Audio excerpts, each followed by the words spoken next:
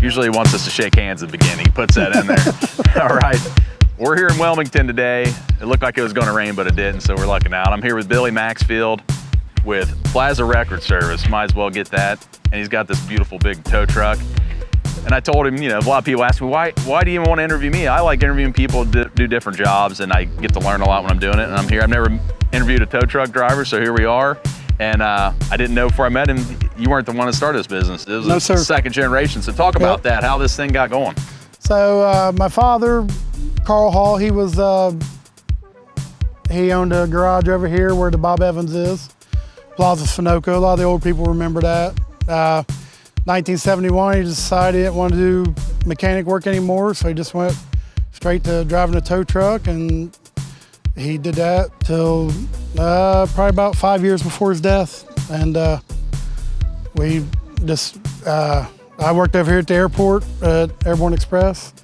Got laid off from there. Everybody knows that story. For about 9 months I was unemployed. He kept beating on my dad's thing. He was hard-headed and didn't want me in it. And he ended up having a couple strokes.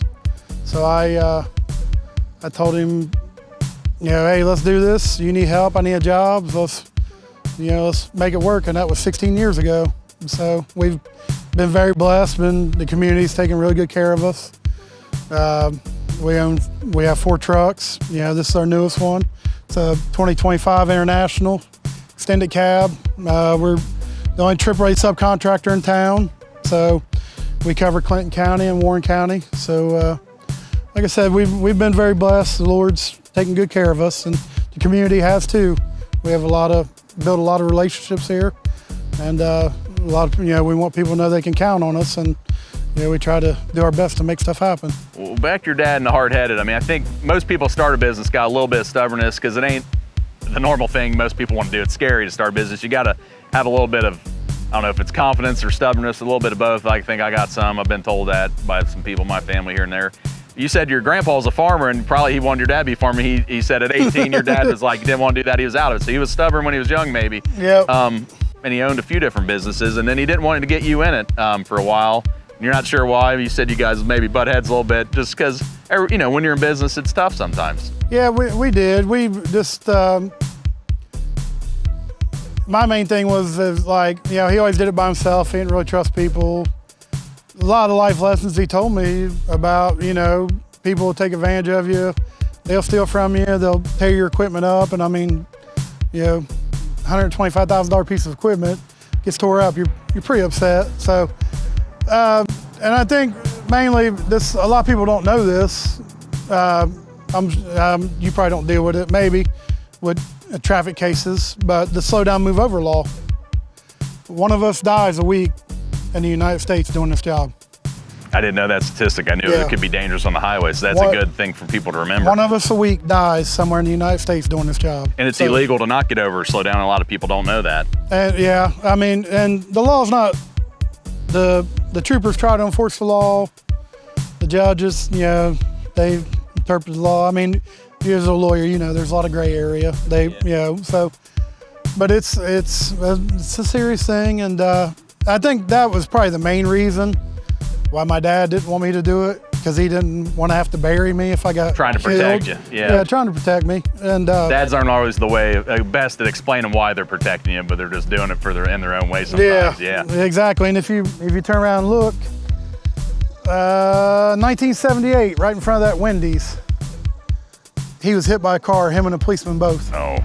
Broke his hip. Had a wreck. Broke his leg. Yep, he was cleaning the wreck up, and so he was off work for a little bit, and he was the sole provider for our family. So he knew the dangers in and out of it, and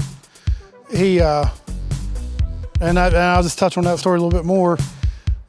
When he was being hard-headed, you know, well, we got to do it this way because that's the way it's always been done. I'm like, well, no, that's not efficient. Let's do it this way. So my father was very old school, like, put your money in the bank, pay all your bills, what you got left, don't spend it, might be a rainy day. It might not always be raining. Yeah, and it's coming one way or the other. Yeah, so when I come along from my experience being management over at the airport, you know, let's build a budget, you know, where we going, what we trying to do, you know, I just took it more steps. He was more old school, country boy farm, I seen the landscaping of our town changing, because a lot of the guys that run tow trucks here were all older like him. He was 74 years old.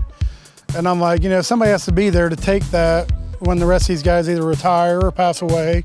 So, I kind of have a vision what we wanted to do and just kept working on it. And it was funny when I told him my vision, he was like, "You're crazy, like you're insane." And I'm like, "It's possible." And we went from one truck where I'd work 15, 16 hours a day to now we have 4 and I can work like 10, 12 hours a day. Yeah, not too, it's still a long day, but a little bit better. Yeah. It's fun. It's very interesting to me because we're talking about tow trucks and the tow truck business and old school people operating, and law firms are very similar. Even though you'd think there's a lot of difference in the business, it's very similar. A lot of attorneys are older in small towns specifically, and there's a lot you can learn from them. I've learned a lot from them, but they also want to do it in a certain way. They don't not necessarily want to use things computer or letting technology make things easier, and they're kind of stubborn on that. And then there's younger people kind of like me kind of pushing for that. So it's it's kind of in flux. And neither side's all right about everything, but like both sides kind of need to learn from each other sometimes and get along. But it's kind of awesome. You were telling me before, once your dad relented and said, "Hey, I need Billy in here helping me," you'd pick him up and he'd ride with you. And when he was really done working, he'd ride shotgun with you around for a few years until finally he said he thought he was slowing you down, even though he wasn't. But he said he'd call you at the end of the night, check in, see if you made any money. That's a true businessman all the way. You're also talking about people in the community, like young people. A lot of times people tell them they need to go to college. Sometimes they don't want to do that, and sometimes they think there's not opportunity. There's ways to make money and all sorts of different things. And I think it's a good example. A lot of the trades and things like this. There's a lot of opportunities in towns. They don't have to be in a big city all the time. And I'm not trying to raise up your next competitor, but like speak to maybe if a young man wants to get involved in something like this, where would be a good way to start? It's so a lot of companies chastise the motor clubs. And like I said, we're the only AAA contractor in town because the pay. And this is kind of my take on life. Like, younger people, we've kind of lost our way on people they don't want to do the dirty stuff anymore. They don't want to have the grit. Everybody wants to start in the corner office, make $100,000 a year. And the problem with that is where do you go from there? You're at the upper echelon. And mistakes are made, and then when the mistakes are made, they're a little more grander. So, it doesn't hurt to start on the bottom floor and build your way. And hardships and stuff, they make you a better person. They teach you life lessons. They're like, ultimately the goal for everybody is everybody wants to be wealthy to do whatever they want and stuff. And it's just mainly it's a mindset. And I can give you a quick story. 2020, I bought a very expensive car. I have a 2020 Shelby GT500. Sticker on it was like $90,000. So the car showed up, and all of a sudden there's like 6 new towing companies in town.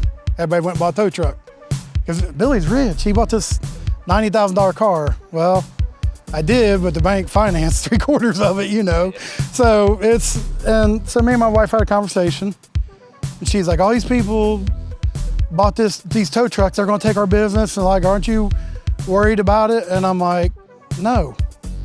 And she's like, "Why not?" And I was like, "Because people, they're not gonna do what we do. They're not gonna go out in the rain. They're not gonna go out in the snow. They're not gonna work weekends."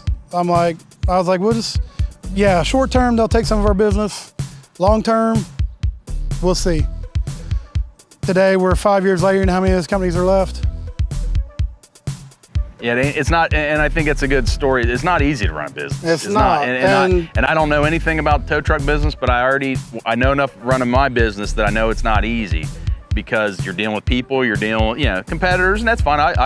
A new competitor doesn't bother me. Sometimes it makes you better, almost, in a way. Exactly. And if someone outcompetes me, good for them. I don't begrudge that, really. Yep. I almost like other people, because there's more people. You can't go to every wreck anyway. And exactly. Maybe good segue is like, what kind of, obviously you're helping people through AAA if they call you, but I mean, you said you did a little repos. You don't love doing that. Maybe talk, why don't you like doing that? I can guess. I mean, I'm always the villain when I sue people. You're probably the bad guy if you have to do that in somebody's eyes.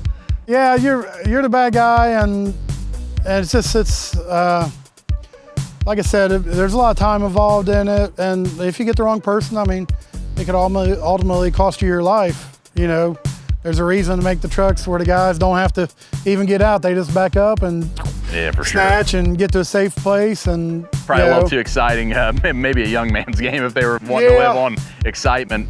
But you do a lot of car accidents too. That's what I do. I'm a car accident attorney, people here know. And people just drive crazy. They don't pay attention, drive too fast, or sometimes they just make an honest mistake anyone can make, you know. Talk about, and I see it after the fact. I see the pictures. I deal with the insurance. I'm trying to make sure they're made whole and their bills are paid. But you go to the scene, you see it a lot fresher than I do. I mean, you talk a little bit about it. I mean, it's a serious thing, and people know, but I think people don't really consider how bad some of these are. Yeah, and it's you know, I feel for the police departments, the fire EMS. I'll give you a couple stories. I'll try not to be long-winded about it, but Friday night, get a phone call. It's a friend. Guy's got a Chevette stuck in her yard. She stuck her F-250 in the yard trying to pull him out. And it's okay. So I go out there, I pull both of them out, get them both back in the driveway. He's drunk, can't even like stand up. And I'm like, if he's leaving, I'm not giving the keys back. Like, he doesn't need to be driving. Like, I can't have that on my conscience. No, he's staying. Okay, cool. Comes, thanks me, they pay me. The next night, these wonderful devices, doing this, left the center, hits a girl that I worked with at the airport and her daughter head on. Killed him. Oh man, killed him. Killed him. So, I had to go get the car, obviously. Wasn't good. You never forget the smell of death. And it sticks with you for a little bit, you know, because I didn't know him personally, but I had an interaction with him. A couple nights later, I'm laying in bed, and probably me dreaming mentally or whatever, wasn't in the right headspace. But I thought I felt like something tug on my foot. And I wake up and it looks like he's standing at the end of my bed. Like a dream? Yeah, and like it felt like uber real, you know, so that's kind of freaky. Another indication, there was a guy that I used to help tow with. We're not on the patrol rotation or the sheriff rotation. That's part of my reason. I don't really like dealing with fatalities, and it opens up a whole nother can of worms. But we helped a friend recover a couple cars over in Warren County outside Waynesville. Girl was high, turned in front of a F-350 pulling a Bobcat on a tandem trailer. Killed everybody in the car but her. Her grandma and her 2 young children, which at the time my children were young.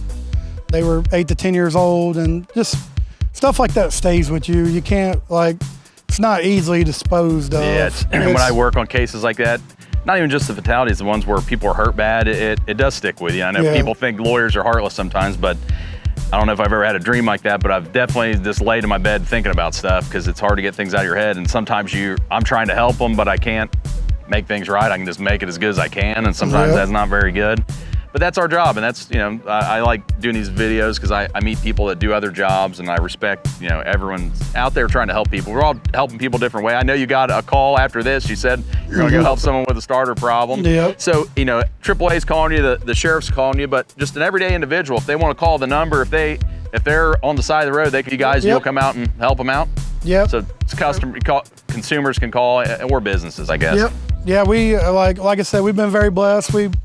It's funny because the community, they were like, we'll get calls like, do you guys tow out of town? Because some guys don't leave this area. I'm like, yeah, we'll take you wherever you want to go, you know, as long as you pay us. Yeah. And we try to be fair, and we try to, you know, some stuff we flat rate, and then some stuff we charge by mileage.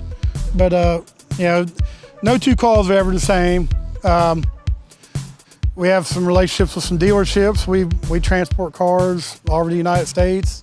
I've been to Connecticut, Washington, D.C., Florida, Alabama, Oklahoma, Wisconsin, Chicago, I mean, and that's mostly stuff I do. And so during COVID, like, the Ford dealer in Cincinnati, Beachmont Ford, little shout out for them. They really saved our business. I built a relationship with them. We moved cars for them and helped them with whatever they need. So during COVID, our AAA work was non-existent because nobody's on the roads out moving. moving. Same with me, nobody was wrecking and I didn't have any cases. So it's we used to have a 500-mile limit. I was like, I'm only going 500 miles. That's it, but they ran into problems too with logistic companies that, they just don't want to take one car. They want to take multiple cars because they break the cost up. The big trucks with 10 of them, you're grabbing one or two at a time? Yeah. Okay. So they were like, hey man, we really need this car in Connecticut by Monday. Is that something you can make happen? They're like, it's 850 miles, can you send us a quote? Sure, I was like, but that far I can't do it all in one day, so I need a per diem for a hotel room, stay the night, and I said, I'll have it there by Monday morning. And we did that, got it done, and I'm coming back, and I'm coming through Pennsylvania. My guy calls me, he's like, how about a Mustang to Oklahoma by 1 o'clock on Tuesday? And I'm like, dude, that's, you didn't know what you're getting yourself into. I was like, what part of Oklahoma? He's like, oh, northern part, up by the border, right in the corner by Missouri and Kansas. I was like, that's doable. I was like, yeah, what's the mileage? And he told me, and I was like, yeah, it's the same. I'm like, what time's the dealership close? He's like, 8:30. I said, I'll be there at 8 o'clock to pick the car up. It's a good point though, when you're saying earlier to the kids, you don't always start at the top. Even when you're in a business, you don't always get what you want. Like during COVID, I took cases maybe that I didn't like doing, and you gotta be flexible when you're in business. If something dries up, if for some reason self-driving cars don't wreck, you're gonna have to figure out something else to do. And you gotta be flexible in business and willing to do some things you might not love. That's just part of life. I mean, it's a good skill. Yep. Working a lot of different jobs when I was younger just taught me that. I worked all sorts of stuff, and it just made me, more realistic. It ain't always what you want is gonna happen. You gotta deal with it sometimes. Yeah, and something that, like we talked before about the younger generation, I notice a lot of people, we get a lot of people that come apply for a company, and a lot of companies will just, oh, you want a job driving a tow truck? Here you go. Jump in, go make me some money, figure it out. And I'm like, whoa, no. Gotta train them, I'm guessing. No, we're not doing that here. And a lot of people that come to me, my employees will tell you this, I'm probably different than everybody else. I run my company a little different. I take care of my people. I try to be as family oriented as I can. But they ride with me for 2 to 3 weeks before I put them out on their own. I'm like, hey, this is how we interact with people. This is how you do your job. This is what gets you home safe at night. I pay for training. Almost all my drivers that have worked for me have been through Wreck Master. It's a safety course to how to do the job safer, how to rig, how to position your truck so you're not in as much danger. Just things that pick you up to try to get you home safe at the end of the night. It's like $500. It's a 16-hour course, usually on the weekends. They haven't had any local here lately, but my new guy, he just went to APTO. It's the Associated Professional Towers Organization of Ohio. He just did a weekend class, 8-hour class up in Lancaster this last weekend on how to use snatch blocks, how to roll cars over, just, education. And that's what my father taught me. It's something he gave me a lot of lessons. He said, you should learn something new every day. And he said, if you didn't, you wasted the day. He's like, challenge yourself. Try to find something different, which I never understood because how hard-headed he was. When I come along and, wanted to run the company my way, he was like, you got to do it like this because this is how it's always been done. I'm like, well, hold on a minute. I thought we were supposed to learn something new every day. And so we always kind of had that back and forth, but it was always peaceful. And I loved him. I miss him dearly. But yeah, and discussion I had a wreck yesterday. Lady missed a curve, put a car off the road up in the woods. Young people, be professional, communicate. Me and the deputy were talking, they had a wreck. They asked about, what's your ETA? They always ask you what's your ETA. My dad told me, give them the most honest ETA. If it's gonna be 3 hours, tell them 3 hours. Yeah. They might not wait, they might go get somebody else, but at least you don't tell them 30 minutes and you show up 3 hours later and they're not gonna be very happy to see you. Same, my mentor as a lawyer told me, if you tell somebody you're gonna get this result in the case, and they get that in their head and you get less, you're gonna be a 0 in their books. Just keep, you gotta keep expectations in reality, because it's not always, you're not gonna be able to do everything they want all the time. Whether you're driving a truck or doing a case or really any job, just better to set expectations early. You're more likely to have a happy customer. I wanna ask a little bit about growing up in Wilmington. You've been here your whole life. I started coming, I've worked here for a few years, so I don't know it near as well as you, but I started coming here in 2006. I worked for the Highway Patrol as the guy that gave the driving test. So I've always been involved in driving or wrecks or whatever, even to this day. And I used to come to I'm turned around here, the Post. I know it's right around here somewhere. Post is right there. Right here, yeah. We came in the back way. I used to come there about once a quarter for training. So I've been coming up to Wilmington. That's how I kind of knew it was a cool town, a small town to maybe have an office in. But tell me how it was growing up here in a small town. It was awesome growing up here. We, I mean, you might not know this. I think 98, Wilmington made the list of 100 best small towns in America. And that's a pretty big honor. Obviously the DHL situation, everybody knows it. I mean, it was a great place. Everybody knew everybody. Like, you weren't getting away with anything. Everybody looked out for everybody. We're a different generation. Like, street lights are home, you better be in the house. If not, you better be on the phone telling somebody where you're at. And that's, it's been a great place to live. It really has. It's got some dark days, and like I told you, I don't think we've hit rock bottom yet. I wish some people would come back to some leadership roles and really, I think the city needs to turn the corner, and let's get it back to what it is. But the problem with that is everybody has their opinion on how to do it, and you have taking us back to you and your dad, like 3,000 different opinions on how to accomplish the same goal. And it's kind of like, and I hate to talk politics. I don't talk politics. Yeah, we won't get into that too much. It never works out. Yeah, but people, but it's the same thing. And with social media, makes it worse. If I don't like what you say, you're my enemy. And I don't live like that. Like, if I don't like what you say, I want to sit down with you. I want to have a conversation like we're doing today. Well, why do you feel that way? Why do you feel that way? Let me try to understand why you feel that way. Sometimes let you try to feel why I understand the way I do. Sometimes you agree on stuff you don't even think you do if you really sit down. And that's not here just in this town. I go to towns all over Ohio. I'm lucky I get to travel to a lot of small towns. I've kind of designed my business that way. Yep. What I would say about Wilmington, like, everyone been positive to me here, and there's a lot of people who care about this town. You one of them. Not everything's perfect in any of the towns I go to. I'm from Hamilton, it's the same. But there are a lot of people in small towns. I think small towns in Ohio are kind of on the way up slowly, and you might not see if you're here every day, but they're getting better. They're reinventing themselves. When you lose a big employer, it's tough, but you didn't lose all the good people that was here. A lot of the people are still here, so, and they're finding new ways. Like, you've taken over your dad's business, and I think there's people finding out ways to be positive. And I'm like you. I like people. I'd rather sit down and talk to them rather than arguing. And I still try to believe most people are like that. I don't know if I'm right, but I'm hoping I am. I hope you're right too, brother. I mean, that's just our world in general. I'd like to see it turn the corner, and and I have I have one teenage daughter. I have a 21-year-old and an 18-year-old.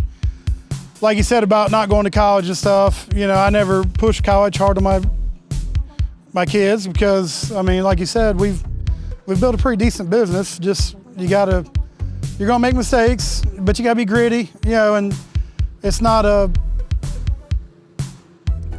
don't always work out in your favor. So you gotta, we failed. We gotta, what'd we do wrong? Let's fix it.